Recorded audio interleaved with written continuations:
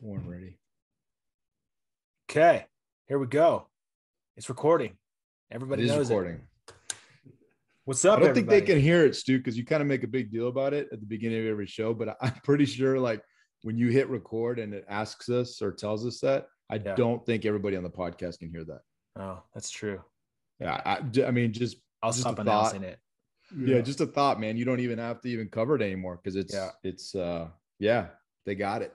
Okay, fine. Rorke, what's up, man? Killed your intro. How you doing, man? Good. How are you? I'm great. It's great to see you. Yeah, you too. For everyone that's listening, hey, this is Filling the Storehouse podcast. I'm sure you know that because you're listening to the podcast right now. But we have a special guest today, Rorke Denver. We served together for a little while. He's a lot tougher than me and way more grizzly and manly than me, but we served in Denver together at the Reserve Center. Happily. You literally like realize that our listeners, Rorke could be anybody in the world right now. Yeah. With that intro, right? Like tougher, more manly, like it could be anybody.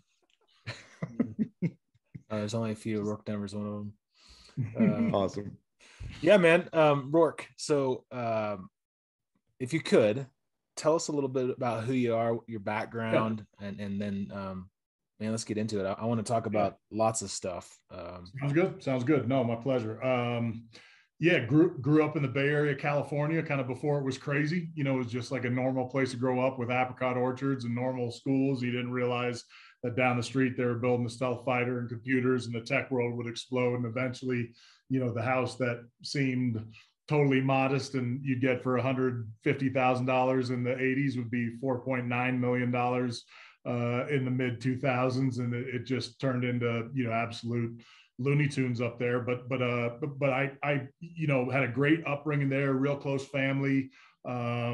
Athletics were definitely kind of my grounding, you know, strong suit. I always had tremendous intellectual kind of curiosity and I loved to read. I hated school. So I really wrestled in school as far as a place that I felt comfortable. And it was really just grinding through whatever 6-7 periods to get to a field or a pool to work out. So I played water polo, which is a big California sport, and lacrosse. And then my junior year, I went back to Syracuse, which is where I've got a lot of family history in New York. My dad and mom and my grandfather on my mother's side all went to Syracuse. So the school kind of your dad and parents went to, particularly if they're big sports schools, kind of the school you grew up, you know, rooting for. And so Syracuse has always been kind of a big, I guess, name in our family history, but I never had any intention of going east. I thought for sure I was going to stay home in California and play water polo. And then I played lacrosse. I went back east to a camp at Syracuse. And the next thing you know, I'm getting recruited to play at Syracuse. And in that era, Syracuse was an absolute superpower, you know, in the hunt for a championship every year. And you know, the coach was like, hey, you're a little behind, probably just experience-wise. I only played 3 years in high school. They said, you're probably a little behind experience-wise, but you're big and fast. And, you know, the type of athlete that could play in Division I, and we'd love to have you. And it was just incredible, you know, kind of meant to be hand at play, bringing me there. It was very, very cool. So I played 4 years there. We won the national championship a couple of times I was there, and you know, was a captain and All-American my senior year. And then I really had no idea what I wanted to do next. I never had a calling with any specificity towards the military or really anything else. I didn't know what I wanted to do. I like playing rough. I like getting adventures. And I felt like I had a mind that I could throw at a lot of different things, but I did not know what that was. And as I said, I'm a big reader, and I was reading Winston Churchill's My Early Life, which is, you know, the great British statesman wrote this autobiography about his life, really capturing the first 30 years of his life. So kind of his young life, which is why it's called My Early Life. I read that in the fall of my senior year, and that book was like a lightning bolt to service. It really was a calling that, you know, serving in the military and kind of earning my seat at the table and cutting my teeth as a leader, and really deserving what we enjoy here, military service, be the right place to do that.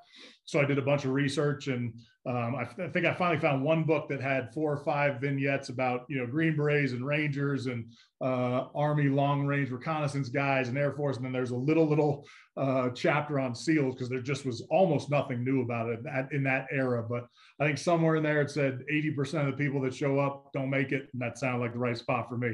So Yeah, I walked into a recruiter's office in Syracuse, New York, and said, I want to be an officer and I want to be a SEAL. And once the chuckles kind of settled, because they're like, nobody ever gets in, we drew up the paperwork, and they weren't wrong. My first application didn't get accepted, and it was. I always think that's a good thing. I think failure's one of our best sources of fuel. So, I mean, I didn't skip a beat. I assumed the day I got the letter, I started working out harder and figured out a way to, improve that application package. And it was, 12 years later that I was sitting on that selection board as a SEAL, and I finally got it. Like when I didn't get in, I was kind of, I don't think that highly of myself, but I put in that package. I was an All-American team captain, had won 2 national championships. I had good grades. I smoked the PT test. It's like, who are they taking? Like, I feel like I did everything I was supposed to do.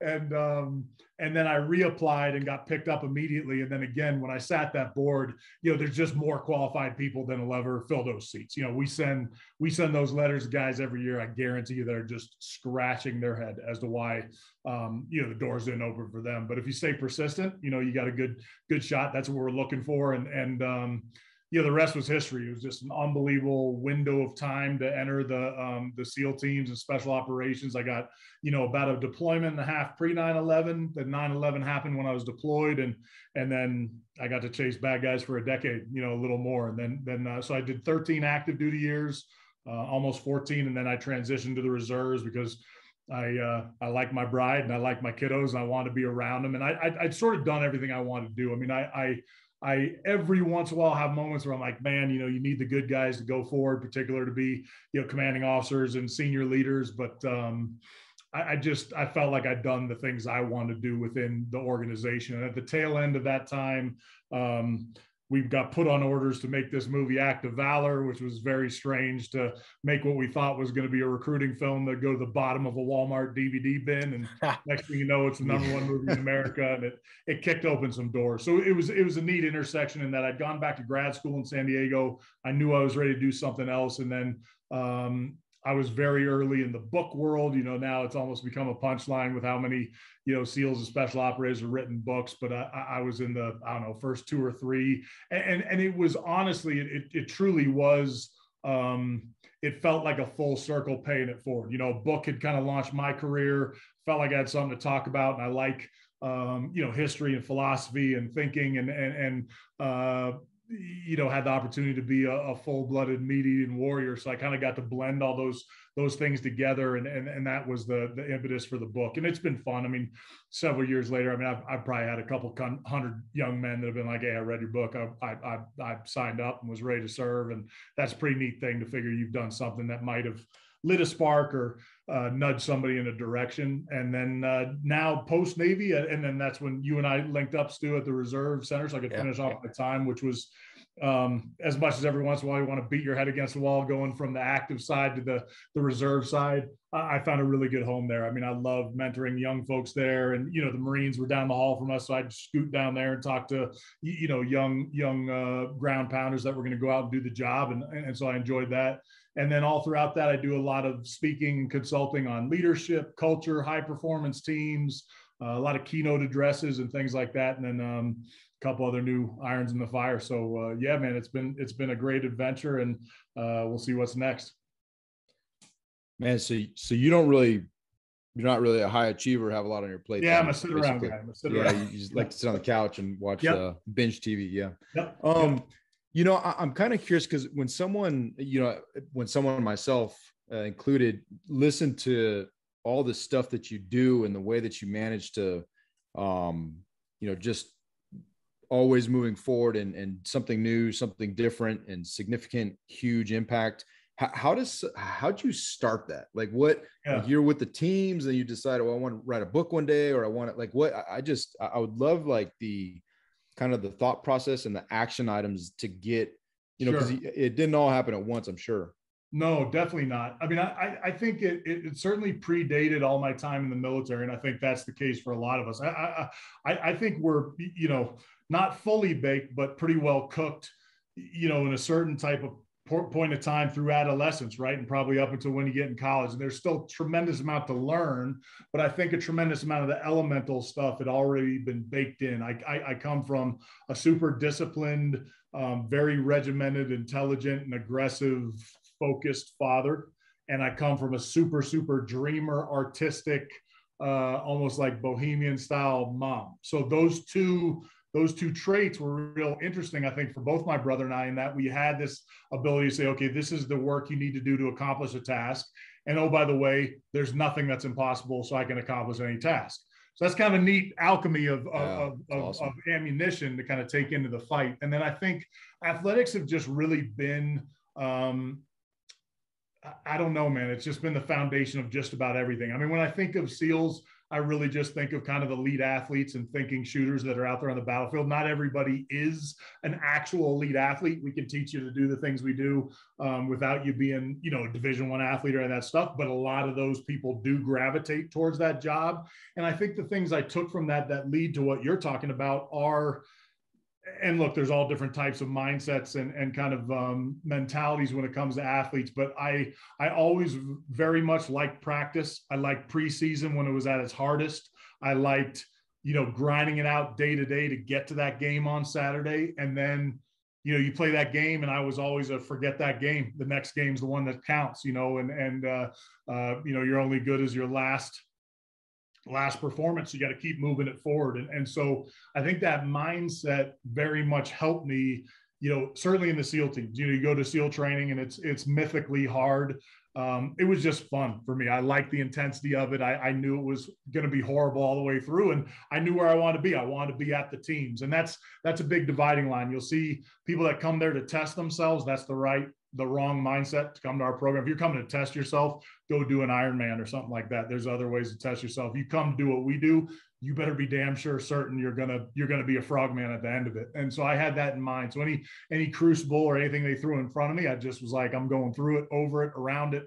I'm coming up, passed out in the pool if I give max effort, whatever it takes. And so I think it was just more of a kind of practice and a mindset of just keep grinding, keep fighting. And then that carried I think myself and certainly my teammates extremely well on the battlefield. I think one of the reasons any warrior does well on the battlefield, and certainly at the unit level, is when you have a group of folks right and left that you know are not going to give up. I mean, if you got that, all the rest of it comes down to, you know, some pretty simple X's and O's and some good, you know, creative thought at times. But if you know nobody around you going to quit and you're not going to quit, you can go pretty far. So I think it was that stuff that built towards all the others, and just not looking back a lot, you know, just what's the next chapter I can write. So I feel like I need to go PT right now. Yeah. Right. So, you know, I've heard you, you know, speak publicly, and, you know, you do such a great job of translating military life to business. And, you know, out of the stuff that you just said, like, what do you think is kind of one of the prime reasons that military members transfer well to being an entrepreneur? Yeah. What do you think that is?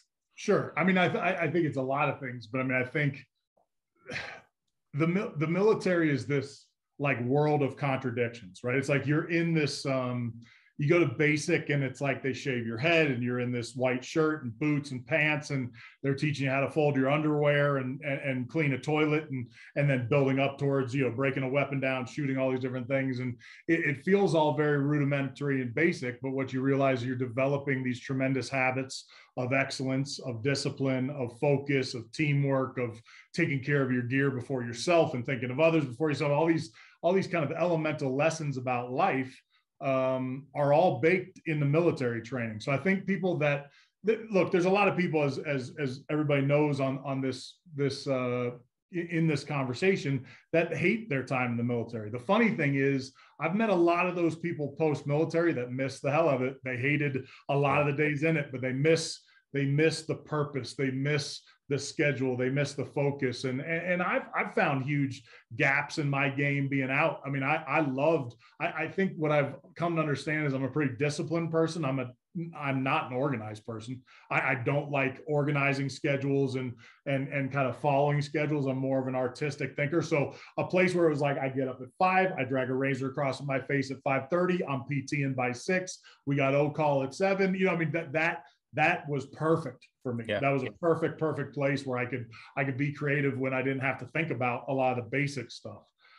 Consequently, when you lead, though, you're armed to do the basic stuff well. And I think a lot of entrepreneurs and a lot of business folks try and do more than they need to. I think they try and get more dynamic and creative and capable when it's like, if you do the basics better than anybody else, you'll be exceptionally proficient in your job, which is not to say it's easy. I'm just saying it's simple. Do the basics really well and you'll be in good shape, you know? And we know this from the military. I mean, it's one of the weird things in the military where, like, if you basically don't literally screw something up, you're probably going to glide through your career. Like, you can screw something up major, you're in big trouble. Other than that, you don't even need to be that exceptional. Now, in elite units, pretty quickly, the pyramid starts getting sharp and you got to compete.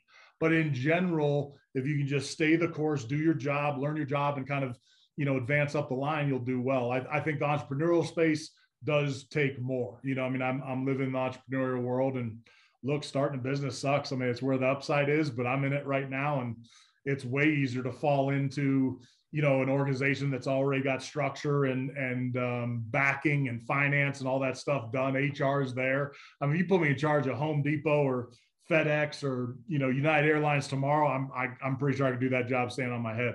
You try and start a company on your own, you're in the trenches, man. You're in the trenches. Yeah. Well, I mean, so going from doing the basics well to being an elite organization like the Navy SEALs or an incredibly successful company where you're just crushing it, like, where's that line? Like, what's the difference? What do you think?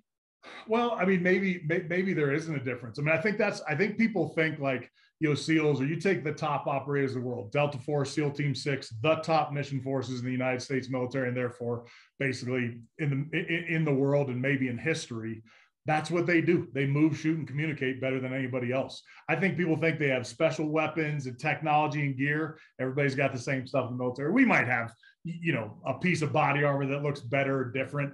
It's still going to stop bullets about the same rate. Our optics might be a little better because we got a better funding line, or maybe we got some extra lasers that go on our gun. That's just, some of those things are just almost smoke and mirrors compared to still shooting well. And so we really do just learn that basic skill set, coupled with a tremendous amount of belief in ourselves. And that consequently just creates a confidence and kind of I'm not sure it's the right word, but almost a swagger or a style in the way our teams carry themselves. And I think other units on the battlefield see it. You put a bunch of SEALs walking into a chow hall or walking onto a battlefield, and people are like, there's something going on over there, and can't really exactly put their hands on it.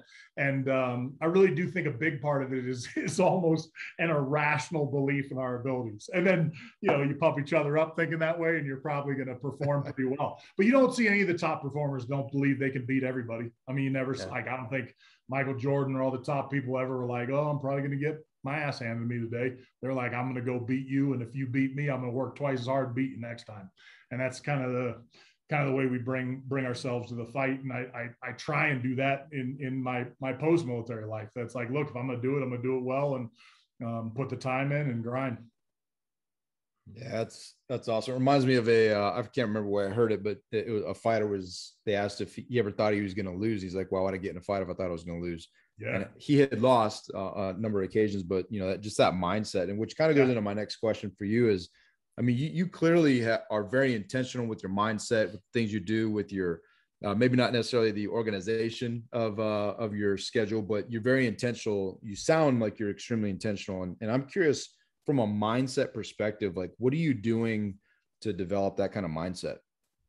Yeah, I mean, I think one, it's just a tremendous amount of practice. I mean, I did that, like I said, through athletics, and then, you know, 20 years in the SEAL teams or in the military. I mean, that's a lot of time to be practicing a discipline, a regimented way of kind of looking at the world and looking at your, you know, schedule and kind of performance within it. So I guess if I stopped, it'd probably be more of a departure than trying to maintain it. Yeah. You know, it just is really kind of keeping that going. And look, I mean, it is interesting times. I mean, I'm closer to 50 than I'm further away from 50. And so when I train now, it hurts more and I don't recover as quick. And, I think I could do things that I can't, but, I was gonna say, man, you're starting to get a little gray up. You're starting to get a little gray, actually. No, I mean, but that's the wisdom. That's the wisdom. Yeah, right. Yeah. But no, it's, you just realize that if you stop, that's when you're in trouble. I mean, my dad's, making his way towards 80 and he's still practicing law. He doesn't have to. He's made enough to retire long ago, and he wants to stay mentally sharp and active and after it. And for me, it's a real lesson. It's something that I want to just kind of keep grinding and banging away. So I don't feel like I need to work hard, I guess, to develop my mindset. I think one of the strange things is, from being in combat for big blocks of times and in kind of that very intense world, sort of everything after is a little bit of a reduction. I mean, in some ways you got to figure out a way to shock the system a bit and push yourself, because you've kind of played at a level of the game where you're like, well, I probably won't be hitting the same level of adrenaline or, cortisol dump or whatever's going to hit, based on that job. So you kind of have to find pursuits and ways to push yourself. But I do think that's why it translates so well, as you asked earlier, Stu, to the kind of the business world is all the tenets of leadership and culture and teamwork. In my mind, it doesn't matter if you're, Chick-fil-A, Southwest Airlines, a small IT firm, or elite military organization, all the principles remain the same. The results and I guess the potential catastrophe certainly way different, and the possibility of the train going off the tracks and it having the ultimate bad scenario unfolding. But the principles are all the same. And so I think that's why people seek out guys like us for their military experiences. Like, look, those people have done this under a level of duress few of us will see. So it works for them. It's probably going to work for us. Yeah. It reminds me of a story you told, and I we'll get your commander's coffee kind of lessons. And man, they're awesome. Like every time I watch one of them, listen to one of them, I just get really fired up about, about our business. And one of the ones that you talked about not too long ago, it was kind of during the height of COVID, was changing your horizon, looking further than you need to, yes, to change how you're looking at things. And that goes right into this mindset idea of building a business and being elite in that. So if you could, man, for our audience, for our listeners who haven't heard that story, do you mind just kind of giving a synopsis of that? Yeah, no, it's not a long story.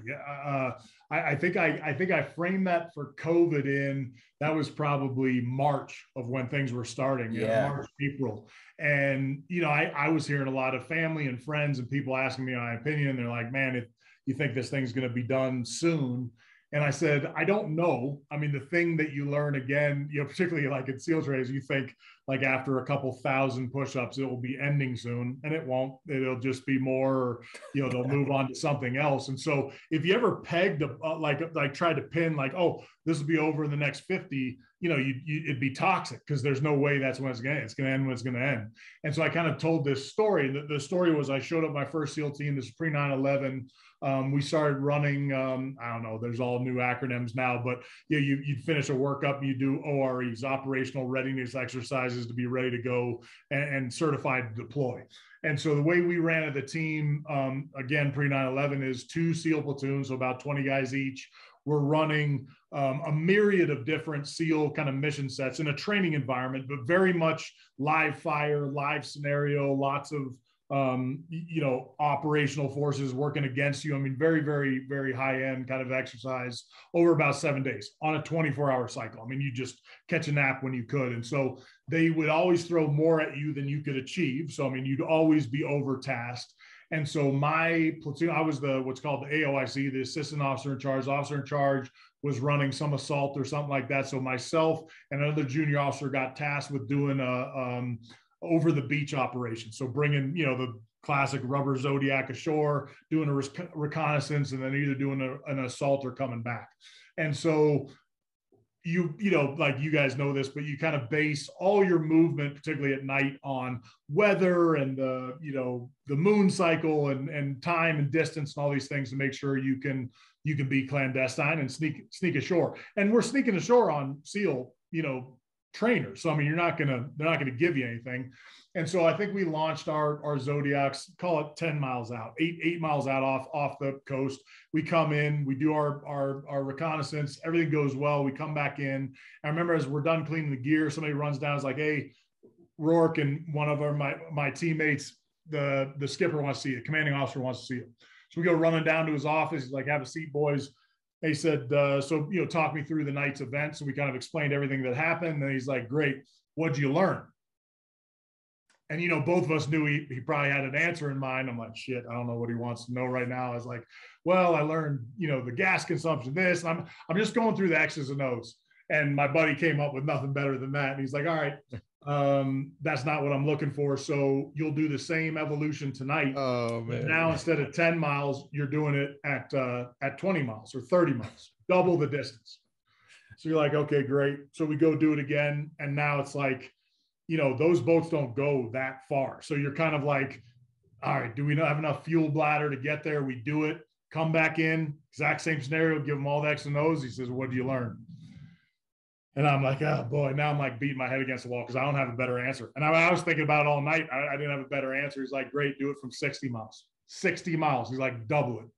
So now we got to take ribs, big boats, put our Zodiacs on top of those boats, have those transit us into, call it 15 miles, get those out in Chesapeake Bay, and then come in ashore. It's freezing. It's February. And I remember somewhere on that transit, I was like, I'll tell you what, man, 10 miles was a lot easier than 60 miles. And so then it pings in my head. And so we get done with our op, we go in and we're talking to the boss, and no way am I telling like my buddy, I think I might have the answer, and I'm only hoping I do. But he's like, all right, what'd you learn? And my buddy's kind of got deer in the headlights. And I was like, well, sir, I don't know if this is what you're looking for, but I can tell you right now, I learned two things tonight. One, 10 miles is a hell of a lot easier than 60 miles.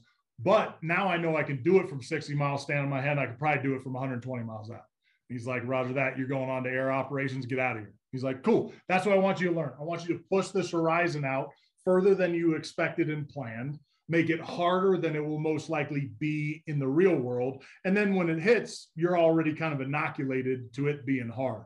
And so I think on that post, I kind of said, hey, on this COVID thing, move this thing out months, 3 months, a year. Little did I know how right I was going to be, but yeah, yeah. It's kind of like, hey, before it ends, like, don't put an end line on it. You'll just torture yourself.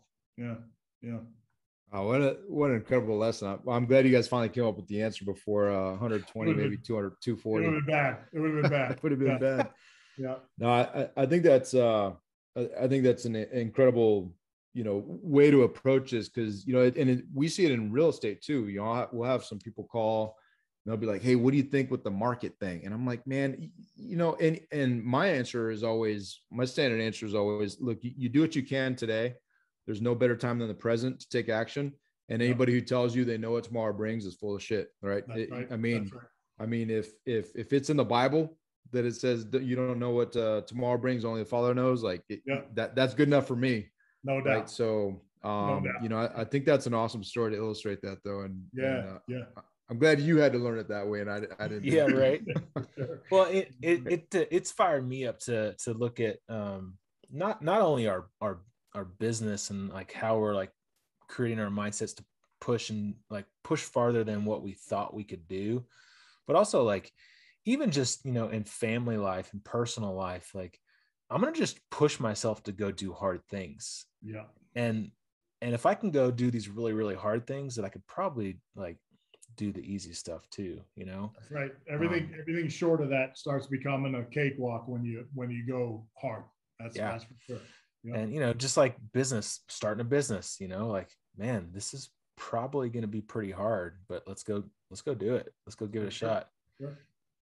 So I'm saying, I thank God for, in our business right now, we're in a challenging time. And I'll tell you, I thank God, because when you fast forward it and you look, nobody knows. I mean, who knows? In 10 years, we could be completely broke and who knows? But I think there's a huge sense of hope, one, in the confidence in yourself that we've developed over all these years, but also the understanding that this day will pass, right? That this challenge will pass. And I think the fact that what Stu highlighted, the way that you, as a teacher and an influencer, that you frame that to teach into a teachable moment and make it so easily understandable, I think is a huge gift.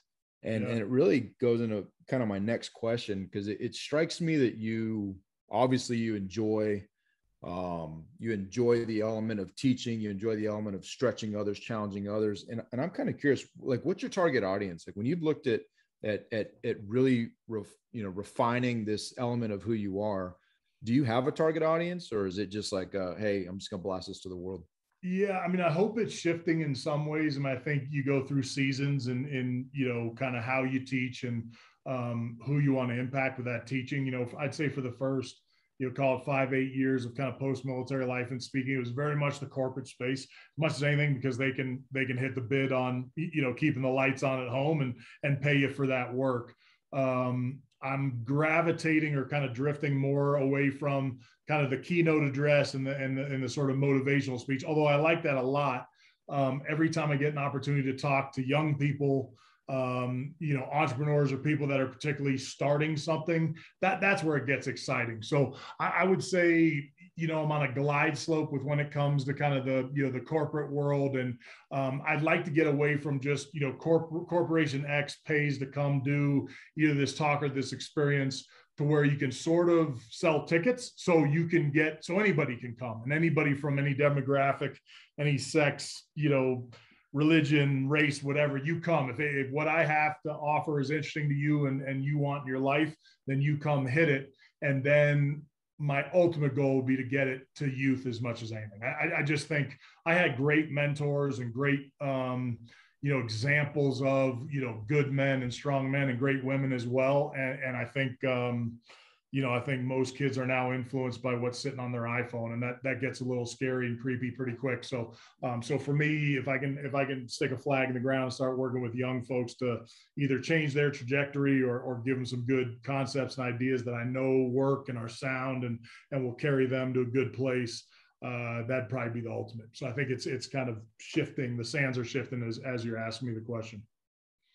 Is that what High Ground is about? Talk to us about what High Ground's. I've been doing all these keynote addresses, and usually a CEO or the executive team will come up and be like, "Man, that's one of the best speeches we've ever had. What else? What else can we do?" And I haven't really had much of an answer. I've taken a couple friends' companies on a shooting, fighting, like adventurous kind of experience. There's guys that really do like a full SEAL kind of mission profile thing. I don't have tremendous interest in that, but I think there's some more experiential stuff where you get a team out of their comfort zone, out of their home base. I mean, we could probably come to you and do it at your offices, but I'd really like them to come to a location that we've curated, some challenges, some learning, some real introspection, some campfires with some special people, and kind of get a team to come together and see the battlefield a little differently.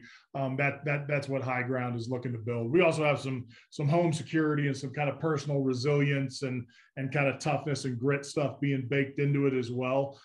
So it's in its infancy, but it'll be ready for prime time soon. So yeah, that's kind of a new project. Yep. That sounds awesome. Yeah.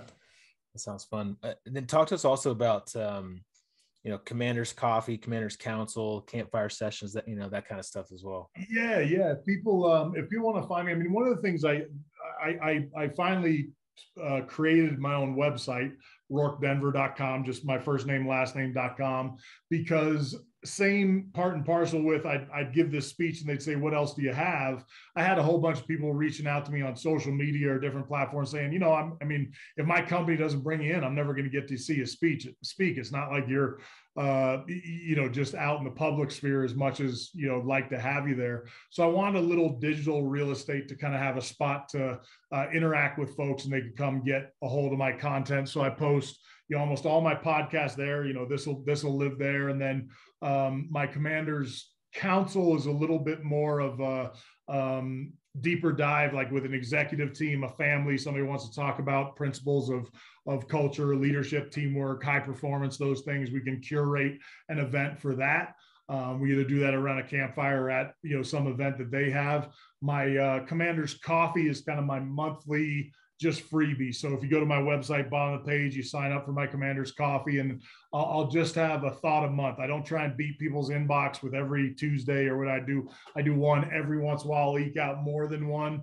But there's just so much content out of the world. I don't want to, I don't know, I don't want to be white noise. So they're usually pointed about something I'm thinking about, a current event, and some story, like I told about the changing your time horizon. I'll tell some story or some event that's moved me or I think is of value, and just sling it out there on video. So yeah, that's a good place to find me, and a good place to book me if people want to book me for something greater. Yeah.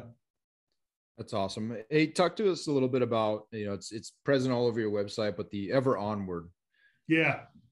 Well, you guys will know from the military, the military correspondence, I actually think is really well designed. It's very purposeful and specific in the way you write a report to a letter to email correspondence is somewhat, bound by somewhat, code of discipline, the way you do that. So almost every email, if you're the senior person, you're going to finish it with very respectfully, usually the V capitalized / lowercase r. If you're sending it up the chain of command, it's going to be 2 capitals, like you really mean you respect the person, and so on. And there was something about that was just a little stale to me. So Stu would probably know this before I ever built it.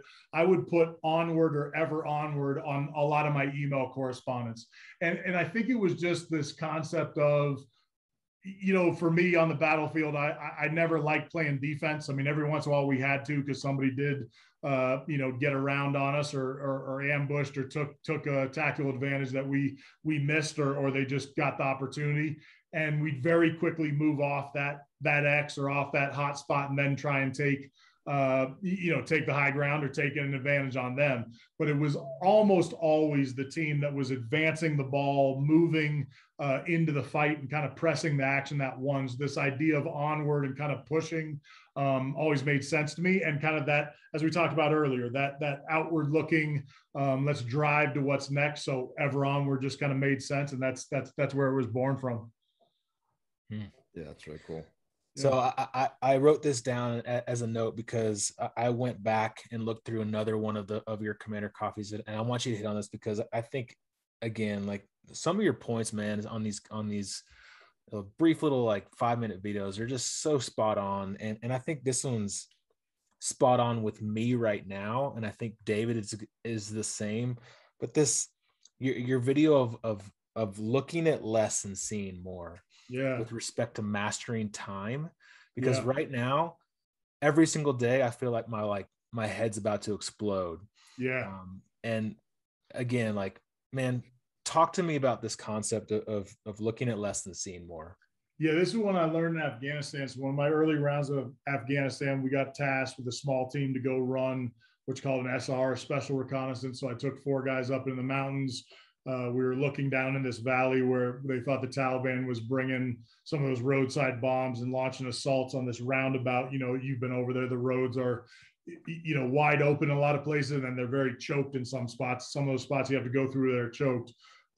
It's just a meat grinder. It's a very, very, it's a nightmarish scenario if you have to drive through. So my team gets over there to do that. Our only job is trying to figure out where the Taliban's bringing arms and munitions into this little intersection. So the sun comes up, and my lead sniper, who's to this day one of my all-time best friends, immediately sees something. I mean, we had this massive piece of terrain, spotting scopes, binoculars, huge swath of terrain to look at. But he's like, "Hey, boss, at about the 11 o'clock position on the clock, from where we're sitting, about 1,200 meters out, I see a big goat herd, and there's 3 or 4 goat herders tending to that flock.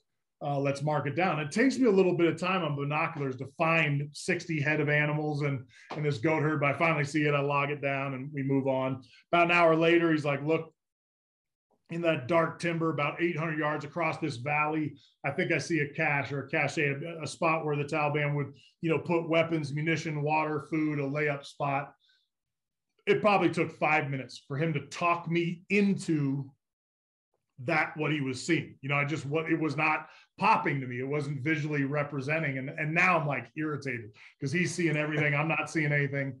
It goes kind of quiet for a couple hours. And then right after, afternoon, after lunch is when those boys like coming out to fight. Here he's like, hey, at the 3 o'clock position, boss, I see 5 military age males, RPGs, heavy weapons. It's definitely a combat unit. Can we engage? I called the senior Marine commander that we were actually working for. I was like, hey, can we engage these targets? He's like, nah, I don't want them to know where you came from, but we'll push aircraft to you. So we actually had a couple fast movers. One only time I got to drop bombs off of fast movers. So we ruined their afternoon regardless. But then we come back to the base. We get everything cleaned up. You know, we instantly clean our gear before I even write my report. It's like gear gets cleaned, it goes on a rack so we can launch our next mission like that when we're called to do it. And I actually think I had gone in and spent some time with this Marine colonel talking about what was next. I come in to clean my gear. My lead sniper's there. He's finishing up cleaning his gear. And I don't even say hi to him. I'm just like doing my stuff. He's like, what's going on with you? And I was like, I don't know. I'm a little irritated about that op. He's like, why is that? I was like, I don't know. We're both looking through the same power binoculars. You're seeing everything and I'm not seeing anything. And he's like, well, let me ask you something. Are you looking at that whole hillside? I said, of course I'm looking at the whole hillside. He's like, that's your problem. It's too much information. He's like, you got too much data to try and like figure out. You got to apply some order to that chaos. So put a grid or a pie chart, something that works for you. Then you can burn into these little sections and stuff will start popping on the hillside. You'll start seeing more. And I kind of, you know, somewhat took what he said, but I was still irritated. He goes walking out the door. And I'll never forget it. I give him a hard time about this now. He says, boss, if you look at less, you'll see more. Drops the mic, walks out of the room. Yeah. And, it was cool because it was actually a great tactical skill. I mean, I'm a hunter and outdoorsman, so I still, if I'm looking at a piece of terrain, I put a grid on it and start like burning in, and that's how I'll start finding things. But it really was even a better leadership kind of life lesson. It's like, particularly as leaders, which I think of everybody as a leader, because if you're not, you might not be leading an organization, but you're leading your life at a minimum.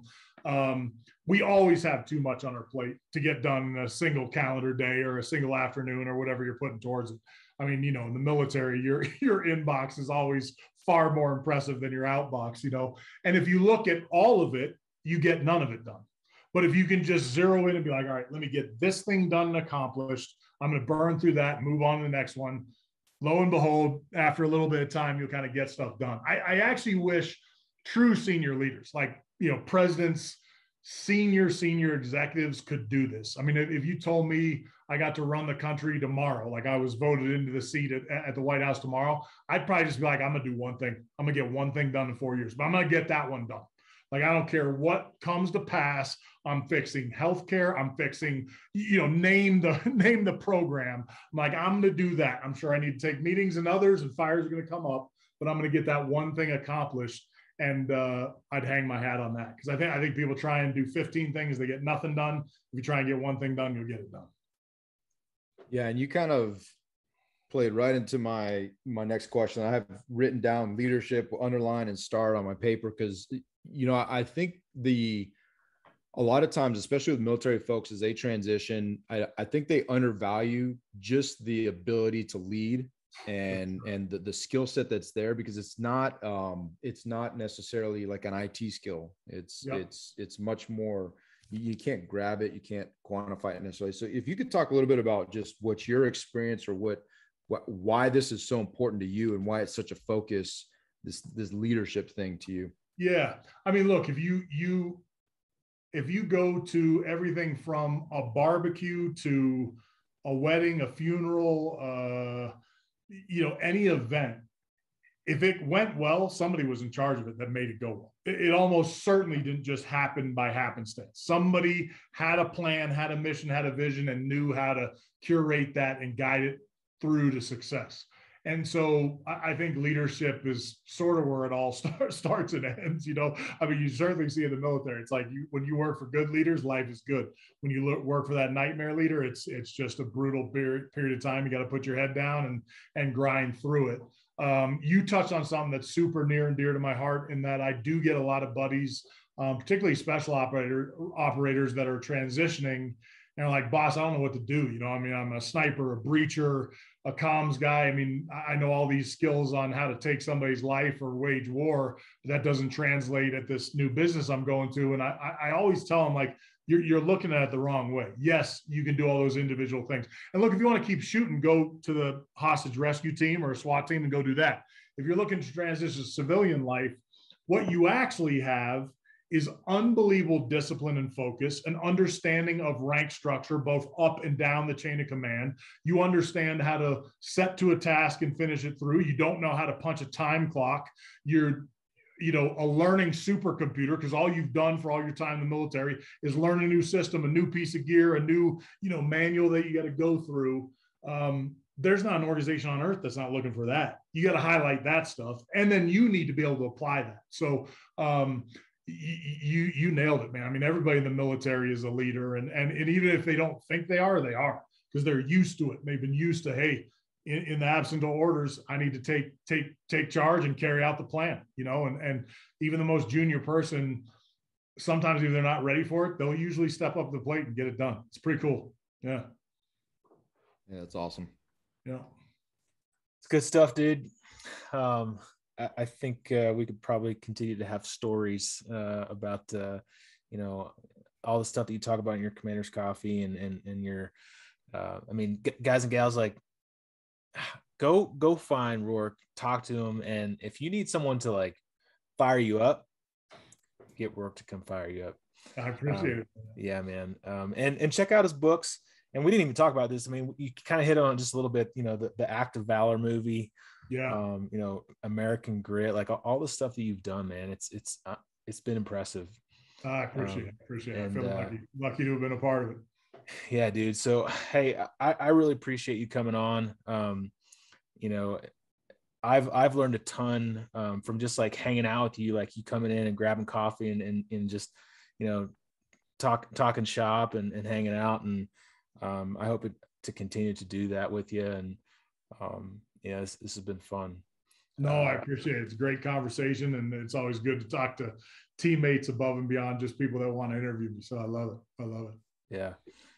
Dave, you got any words of wisdom? I mean, no words of wisdom, because I typically bring the wisdom down. But I do want to thank you, Rorke. Just one, making yourself available, coming to talk to a couple knuckleheads like that, especially the fact that Stu from before, the fact that you agreed to even come on the show is amazing. But I also want to thank you for your influence. I want to thank you for your heart, your desire to just create meaningful content, to pour yourself into others. It's very clear your passion to grow other people, and I think that all the actions that you take and the wisdom that you drop is just a testament to your character, but it's also your influence. And I just want to let you know that I'm extremely grateful for just for you doing that. And I think it's awesome. There's a huge value add, and I pray that all our listeners go to your site and get some of that. No, I appreciate it, brother, sincerely. And I'm glad you guys are doing this. I think this format, these kind of longer conversations are sort of the best media out there. I mean, I don't even listen to the radio anymore. It's podcasts and these conversations, just as it's fascinating to hear people unpack their experiences and their knowledge, and even subjects that I think I have no interest in. I find myself 2 hours later on, Rogan or something like that. And I'm like, this is unbelievable. Why am I so fascinated in this sleep study or this astrophysicist that I have no business, learning from? But I love these platforms. I enjoy the conversation, and we'll do it again. For sure, Absolutely. Man. Next time we'll have to do it in person and go like mountain biking or fly fishing or something. We're going to be retired pretty soon, so we're going to have a lot of time on our hands. No, man. Go play in the mountains. Get ready for the gray beard. Yeah, that's right. I can't grow anything, so it's kind of what it is. Yeah. Well, guys and gals, go check out Rorke Denver. Best way is rorkedenver.com, correct? Yeah, that's the best shop to find me at. Yep. Okay, cool, man. And sign up for the Commander's Coffee. Get words of wisdom every month. It's pretty awesome. Hey, share this episode. Reach out, tell your network about this, and hey, give us some reviews. We'd love to see your reviews on this podcast. We'd really appreciate it. But most importantly, go fill your storehouse. Make it a great day, friends. Thank you so much. Thanks, Rorke. Thanks, Rorke. Thank you. See you.